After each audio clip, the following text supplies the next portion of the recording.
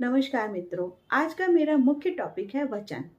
वचन शब्द सामने आते ही हमारे दिमाग में तुरंत यह बात आती है, क्या यह वही वचन है जिन्हें हमने हिंदी व्याकरण में पढ़ा था?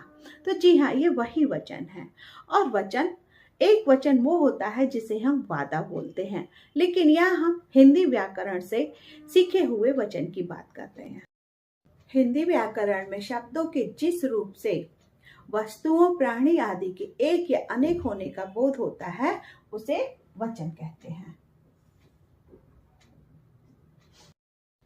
वचन की परिभाषा। वचन शब्द का शाब्दिक अर्थ संख्या या बोली है, लेकिन व्याकरण में यह शब्द के रूप को बताता है जिससे एक या अनेक होने का पता चलता है। के प्रकार। वचन के दो प्रकार होते हैं, एक वचन, बहुवचन। एक वचन जब कोई शब्द एक ही व्यक्ति या वस्तु का बोध कराए, जैसे किताब, घोड़ा, बच्चा आदि।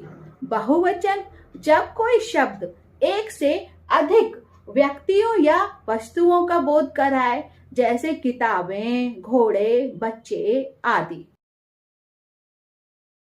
एक वचन, बहुवचन। छाता, छाते,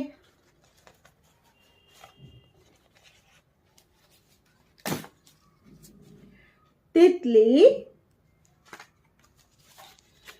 तितलियां,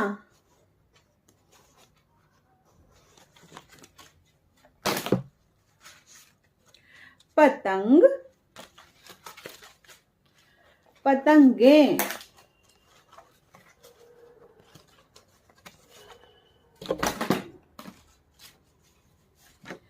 पेंसिल, पेंसिलें। हिंदी व्याकरण में कुछ शब्दों के वचन नहीं बदलते, जैसे राजा, छाव, धूप, प्रेम, क्रोध आदि। कुछ शब्द हस्ताक्षर, प्राण, आंसू आदि शब्द बहुवचन रूप में प्रयोग होते हैं, और पानी, दूध, सोना, चांदी, लोहा आदि शब्द एक वचन के रूप में प्रयोग होते हैं। एक और बात, आदर भाव को प्रकट करने के लिए अपने से बड़ों के लिए भी क्रिया में बहुवचन का प्रयोग होता है।